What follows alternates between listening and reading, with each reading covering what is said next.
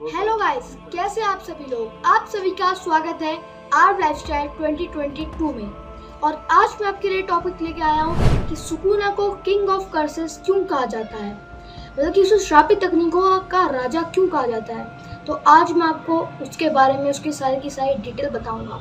पहले मैं आपको सुकूना के बारे में बता देता हूँ। जुजुत्सु काइसन सुकूना, जो कि बहुत ही खतरनाक रहा है, जिसने गोजो को खत्म किया है, वो तो इस हिसाब से गोजो की रिप्लेसमेंट होएगी, इतना हमारे गोजो फैंस के लिए काफ़ी है।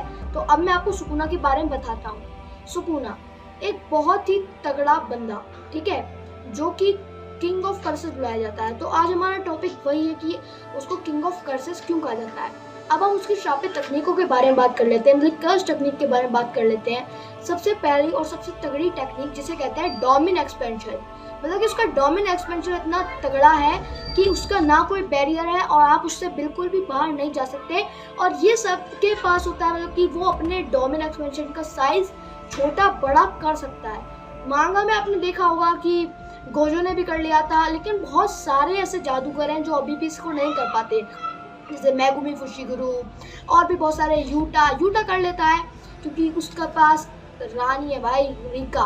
तो अब मैं सुकुना के टॉपिक पे आता हूँ। तो उसका डोमिन इतना ज़्यादा पावरफुल है और उसके डोमिन का नाम मैं आपको बताता हूँ। तो उसका डोमिन का नाम है मेवलेंट शाइन।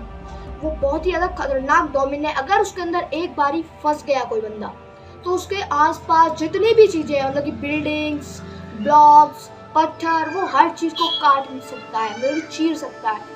जब आपने देखा होगा, जिन लोगों ने मांगा पढ़ी है जे की, तो उसके अंदर जब सुकुना और गोजो की फाइट हो रही थी और सुकुना ने गोजो का डोमिन एक्सपेंशन तोड़ दिया था, तो उस टाइम पे जितनी भी वहाँ पे बिल्डिंग थी, सिर्फ और सिर्फ धुएं का फुव्वार था। वहाँ पे एक भी बिल्डिंग नहीं बची थी, सिर्फ और सिर्फ किसके डोमिन की वजह से, सुकुना के डोमिन की वजह से। अब हम उसके कर लेते हैं वेपन्स के बारे में बात। तो सुकुना पे बहुत सारे वेपन्स हैं और क्रूज टेक्निक भी बहुत सारी है। तो पहले हम वेपन्स की बात कर लेते हैं। वेपन्स में आता है कुमातो और हाइटेन। हाइटेन की बात कर लेते हैं। हाइटेन एक टाइप का ट्राइडेंट है। जिन्होंने माइनक्राफ्ट खेला है उनको पता होगा कि हाइटेन क्या है। हाइटेन एक तरीके का त्रिशूल मान लो भाई। वो इतना ज़्यादा ताकतवर है कि वो ना, मतलब कि सूरज, चांद, सितारे, ठीक है, इन तीनों को एक साथ खत्म कर सकता है। उसको इतना ज़्यादा पावरफुल बनाया गया है। और जैसे कि जिन लोगों ने देखा है, मंगा पढ़ी है, तो जब सुकुना अपनी फुल फॉर्म में आया था, तब उसमें दोनों के दोनों वेपन्स थे। और दूसरा वेपन इससे भी ज़्यादा यूजेबल है, मतलब कि सुकुना उसको यूज़ करता है, हिल्टेन को बहुत कम यूज़ करता है। अब ये तो किसी को पता नहीं चला कि हिल्टेन कमज़ोर है या फिर बहुत ज़्यादा ताकतवर है, उसे ऊपर लेवल तक मतलब कि यूज़ किया जाता है। यूँ तो भाई मेरे को लगता है ऊपर लेवल तक यूज़ करा जाता होगा, जब भाई सितारे, सूरज और चांद तीनों को एक साथ खत्म कर सकता है, तब यार पावरफुल तो है। तो अब हम बात करते हैं कुमातो की। जो कुमातो है वो इतना ज़्यादा पावरफुल है कि उसके अंदर बिजली के वोल्टेज है, मतलब कि 2 लाख से लेकर 3 लाख तक उसके अंदर बिजली के वोल्टेज है। मतलब समझ रहे हो, कहाँ यहाँ पे 2000 इस खंबे को मत छूना।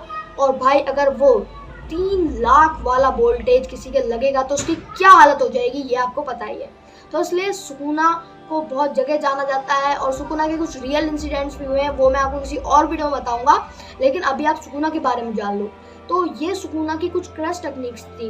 अब हम जाते हैं उसकी कर्स टेक्निक पे, ठीक है। ये मैंने आपको वेपन्स बताए हैं, अब मैं जाता हूँ कर्स टेक्निक पे। तो जो कर्स टेक्निक है उसमें मैं सबसे पहला मैंने आपको बताया था, सबसे ज़्यादा ताकतवर है डोमिन एक्सपेंशन।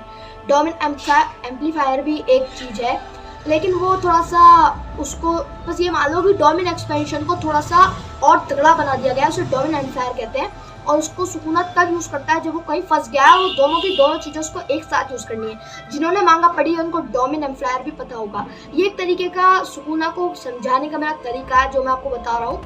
तो अब हम बात करते हैं उसकी क्रश टेक्निक के बारे में। सबसे पहली तो उसकी क्रश टेक्निक में आता है डिसमेंटल और क्लीव।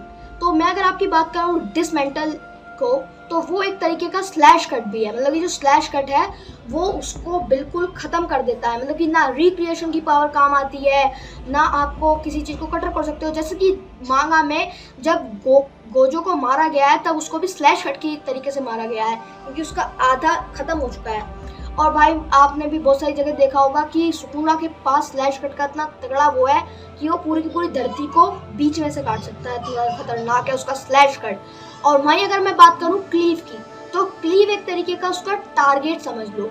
तो ये उसके कुछ कर्स टेक्निक है, मतलब टारगेट ऐसे है, टारगेट मान लो उसको, मतलब कि पूरा का पूरा उसको एक टारगेट देना और उसको खत्म करना, तो उसको क्लीव कहते हैं। ठीक है, वहीं अगर मैं बात करूं मतलब कि क्लीव और इन दोनों को मिला दिया जाए तो भाई इतना तगड़ा वो बनता है, उसको हम कहते हैं स्लैश कट, जिससे कि गोजो भाई मर गए थे। तो गोजो में बहुत ताकत है और वो वापस आएगा, ऐसा गोजो फैंस का कहना है और भाई मेरा भी कहना है, क्योंकि मैं भी एक गोजो फैन हूँ, तो इस वजह से मैं मानता हूँ। तो भाई ये कुछ रीज़न मैंने आपको जो बताए हैं, ये हैं कि सुकुना को क्यों कहा जाता है किंग ऑफ कर्सेस। भाई देखो, जो बंदा सूरज चांद सितारे तीनों को एक साथ खत्म कर सकता है और उसने गोजो को मारा है, ये भी देख लो गोजो कहाँ कितना बड़ा बंदा था, इतने तगड़े बंदे को उसने खत्म कर दिया, तो उसके अंदर कितनी ताकत है। और उसके वेपन्स देख लो आप एक बारी, क्योंकि इतनी ज़्यादा श्रापित औजार अगर वो बंदा रख रहा है तो कितना ज़्यादा ताकतवर है, तो इस वजह से उसको